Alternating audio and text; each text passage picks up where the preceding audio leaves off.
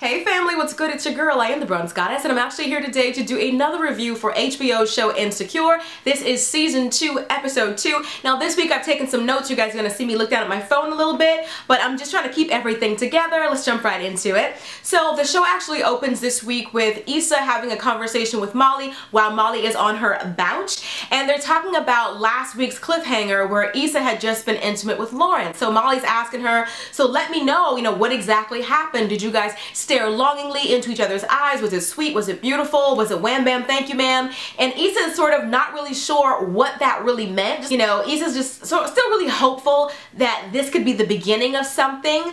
And so the next scene actually is Molly over at her therapist's office, and Molly's just letting her know her frustrations with knowing that her white male counterpart is being paid more than she is. And Molly started saying, that this should be how this goes and this should happen, and the therapist really calls her out on that and says, you really say that a lot. You say should quite a bit.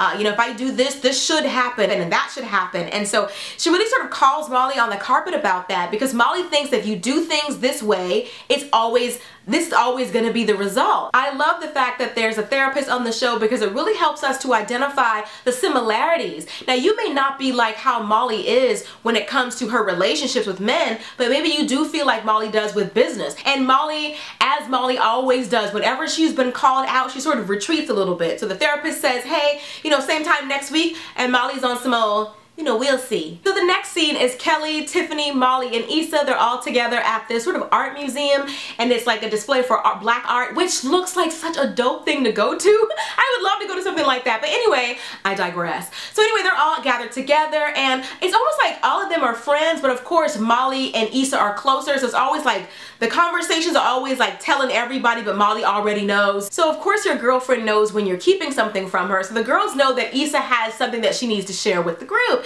And so they sort of tease it out of her, and Issa finally tells them that, she did end up being intimate with Lawrence. She's not exactly sure what that means for them and all of that. Kelly, who is always the friend that lets it slip, she's like, so what's up with old girl? So he's not with old girl anymore? And Issa's like, what are you talking about? She's like, yeah. And then Molly's like, I think her name is Tasha. So they're like talking, and Issa's like, wait, what? There's another girl? And they're like, you didn't know? And of course, the thing that I don't like about their friendship is Tiffany. Tiffany is the bougie friend who seems to have the perfect relationship. She also let it slip in this conversation that her husband has actually been moved out of their house for a good part of last year. So of course, their marriage isn't as perfect as she lets on either, but she's always finding out the tea, but not telling Issa. This is the second time that she's done that. So anyway, she's like, yeah, there's a new girl, her name is Tasha, and they're like, within seconds, Molly managed to pull the girl account out, and they want to like insta-stalk her. And Issa's like acting like she's all above it. No, I'm not gonna do that. Goes into the bathroom like she always does and does her little rap like she always does, always kills it. And so, she really does care, but she doesn't want to feel like she's that kind of girl that would insta-stalk his new boo. Of course, Lawrence didn't tell Issa about this, so it's kind of like a real awkward place that they're in. So I believe it's the next day after Issa had gotten this information about the other girl, Tasha, she decides that she is going to pop up at Lawrence's just like how he popped up at her house. So she goes over to, I forgot the guy's name, Chad's place where Lawrence has been staying, and Chad's very like, I don't know, he's just not very friendly towards Issa. I can't stand that he always calls her old girl. Like, Lawrence and Issa were together for 5 years, and there was one point where Lawrence was going to ask Issa to marry him. So why would you let your homeboy continue to call a woman that you at one point loved so much old girl? He had been calling her that. So he's being very stank with her, which I kind of get. You know what I'm saying? She did cheat on his friend and all that, so he's not being very warm and welcoming. And she's like, where is Lawrence? And he's like, he's not here right now. He's asking her questions about her hair, and she's like, I got a new conditioner. He's like, how's that? Is that mane and tail you were washing your hair with before? He's just being very, he's not very friendly. I don't think he wants them to get back together. So it cuts to a scene with Tasha and Lawrence at Tasha's place, and they're sitting down on the couch relaxing, watching TV, and I'm actually happy to see that. I didn't want every time the two of them are on screen, they're having sex. I kind of wanted them to, to at least get to know each other. I don't know. Maybe it's the old-fashioned in me. So it's kind of like a show within a show. The show that they're watching has Jake from Scandal on it, so I'm like, hey Jake.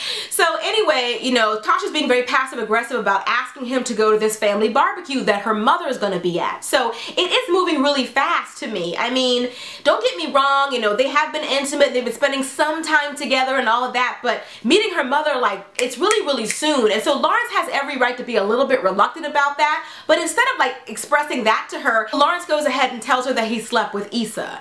And she is clearly crushed. Like, she's definitely more into him than he is into her. It cuts to a scene with Molly at this hockey game. Molly's not even remotely into hockey, but she's there because she wants to be with the male partner. She's kind of wanting to get into this very exclusive boys club, trying to hobnob and rub elbows with them and kind of be one of the guys because, you know, she really has been feeling some kind of way about the pay differential between her and her white male counterpart. So Issa can't stop thinking about Lawrence's new girl and all of that, so she eventually gives in and she does insta-stalk the girl, starts looking at her Instagram profile, and the girl clearly has like a really nice shape, a really cute girl.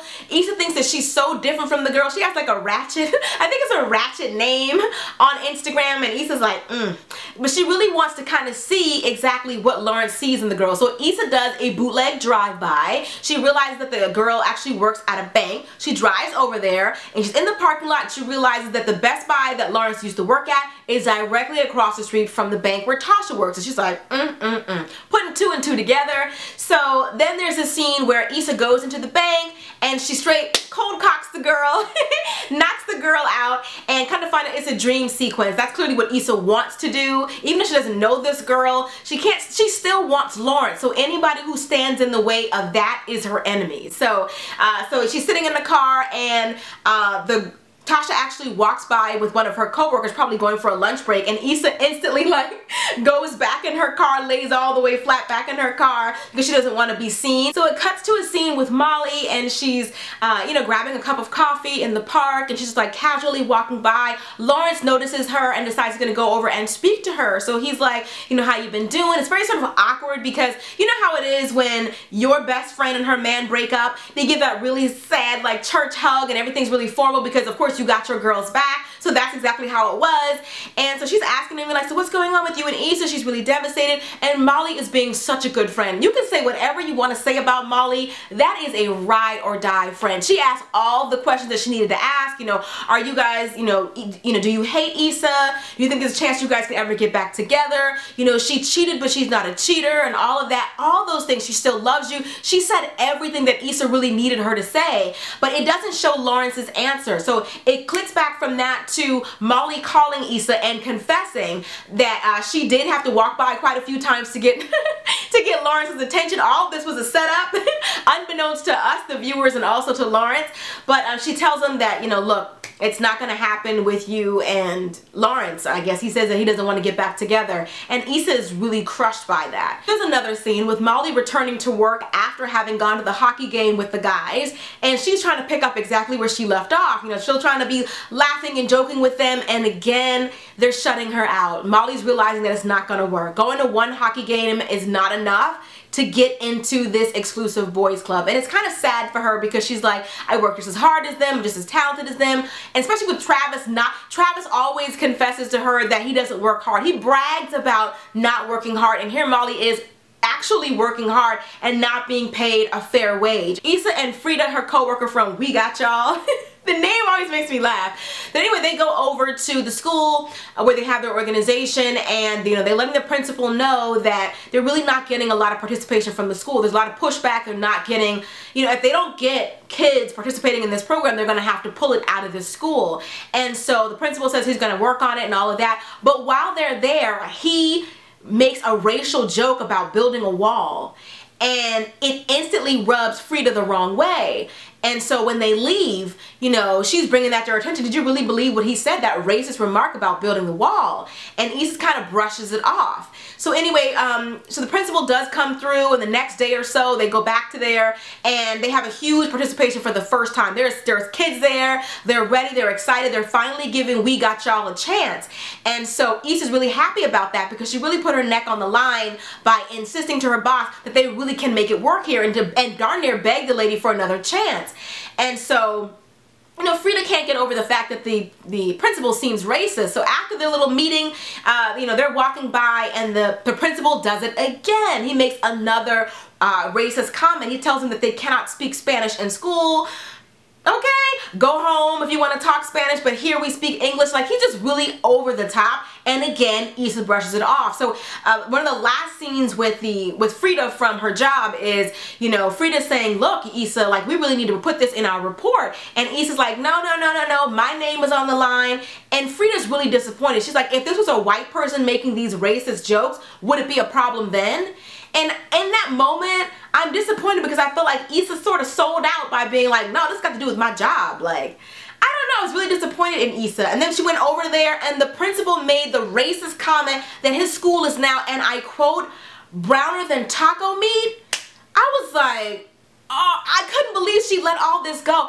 She had a look on her face like she's not going to let that go. And I really hope she doesn't, because just because a brown person can be racist, a black person can be racist. Like, it's not just racism coming from white people towards other minorities. Minorities can be racist too. You have to call it out no matter who it is that's doing it. So there's another scene with Issa. She's back in her apartment and she's really letting it soak in that Lawrence is probably gone and gone for good. So now she takes her clothes. She's been saving like his place in the closet, and she puts her clothes over there. She's been sleeping on her side of the bed. Now she sleeps in the middle of the bed and she's just like over it. And she texts somebody on some dating website.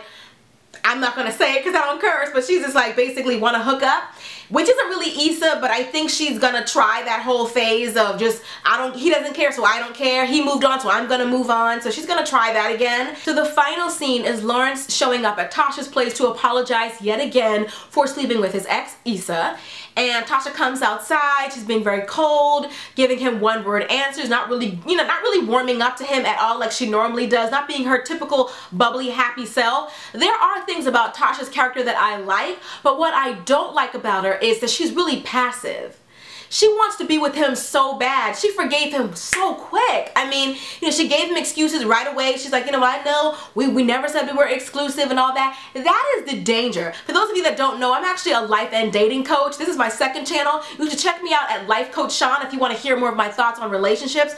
But the thing about it is, this is what happens when you don't let a man define your relationship. Then when they do stuff like that, it's not cheating. Like, he was coming over, he was acting like her boyfriend, spending time with her, quality time, they're being intimate, all of this stuff, spending all this time together. I'm sure he started to feel like he was her boyfriend, even though he never said he was. Sometimes when you let that go for so long, you blur the line and you just assume things, even though there was never a conversation to be had about are we exclusive and all of that. So then she had to let it go. She had to forgive the cheating because technically it wasn't cheating.